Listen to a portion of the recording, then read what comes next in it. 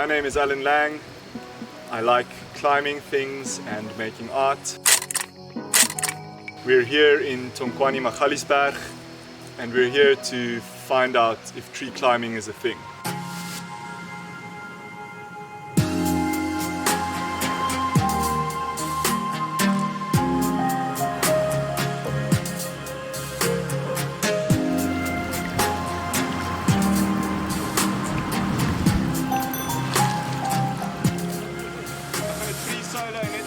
Okay, Alan, what are we doing here? Okay, we're going to just climb a very nice tree that's going into the cliff there, and I just want to abseil off of it because I think going up is going to be less scary than going down, and it'll maybe make a cool shot if I abseil down into the cliff. So I'm just going to use my harness for that. Easy peasy. We are primates, we are apes, we are monkeys, and so I think tree climbing is lovely. It's free, it teaches you respect for nature, it gets you out into nature, and it's going to make you confident in your own body and your own capabilities, which I think is great. So this tree over here, I absolutely love it. I discovered it for the first time in August 2023. It reminds me of the art of Gerard Marx or Eric Duplan, this kind of map making, pattern making. It's almost got like a mystical language to it. There's these two little faces over here with eyes looking out of the tree. It's absolutely beautiful. And in the meantime, I see there's some bracket fungi that have grown here. So this tree, it's probably been dead for a while, but the bracket fungi that we see here tell us that this tree is absolutely, it's not going to last much longer. So while it's here, let's appreciate it. Yeah, and I mean, just look at when you know the name of a tree, that's nice, right? You want to know the name of people and things that you're interacting with. It's also fun, like collecting Pokemon or collecting butterflies, whatever the case is. Knowing more about the tree is always going to give you a better appreciation of it. Also, for example, I was climbing a pin oak the other day, and the pin oak scratched my arm because its bark was very, very rough and there were all sorts of dead branches in the way. So knowing which trees are nice to climb is going to allow you to have a better experience. The plan is I'm looking at this tree over here. It's absolutely stunning. It's a massive, I think it's a Celtis africanus, a white stinkwood. And so I'd like to link these big three trees up. And if they can get me into a couple of other trees, that'll be an added bonus. So I think initially I'm going to climb up this thin tree over here, get out onto the branch and see if I can cross into the big tree somewhere. And then from this big tree, I think I might be able to go further upstream and link up one or two more trees.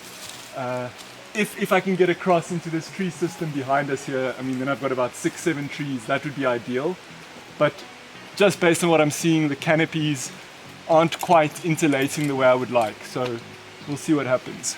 To be honest, I don't know if I'm going to be able to make this traverse, but I'm going to give it a try. So let's see what happens. This tree's got a couple of nice little footholds that I can get onto. So I started up this first white stinkwood that we have over here, and I was hoping I'd be able to move through the thin branches. It didn't seem possible, so my option was to go down or to go up. I went up where I found a horizontal branch from the big white stinkwood that I wanted to get to, and I was able to sort of do an upside down traverse across there. From there I just again went higher up, trying to get through the thin branches. It was a really nice tree. It had these indentations in the trunk that I could use my feet and hands in different angles to feel very secure. Again, to get from the one big tree to the other big tree, I found a long horizontal branch. This time the branch was very elastic, and the tree that I was traversing to had a dead branch in it. And there's a sort of idea between a static load and a shock load. That would be if someone puts their hand against you and pushes you versus if they punch you, right? The punch is going to be much more painful, even if the peak force ends up being the same. I was scared that the flexible branch might lie on the dead branch, and if it were to snap, that would shock load the branch and it might be dangerous. So I spent a while there, but I was able to see that this is a very useful thing in tree climbing. You can often pull branches towards you and use them to help you balance and feel secure. And eventually what I decided to do was hang upside down on that flexible branch because it ended up falling in a liana or a vine, and that was good enough for me to get to the last tree.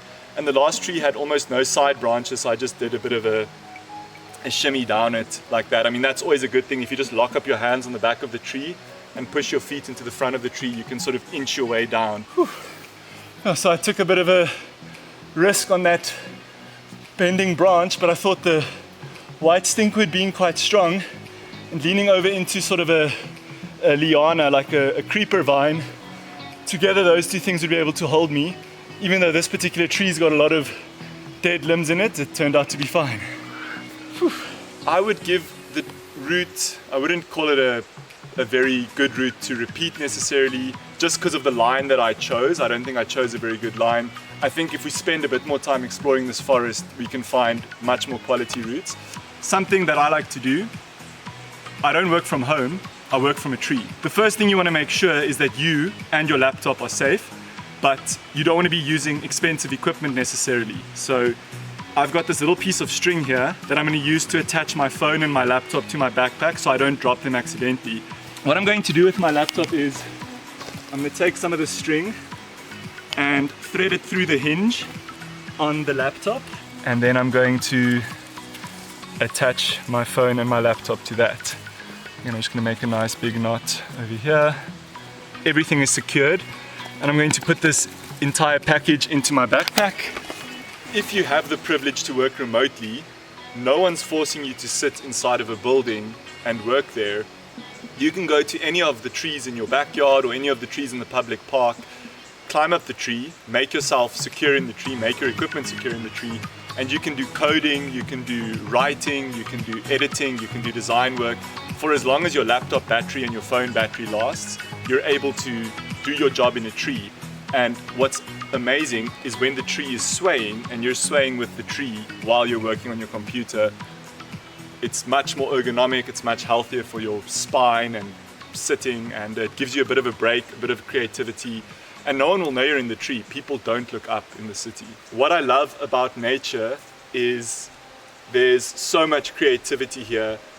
Things are unpredictable, things are chaotic.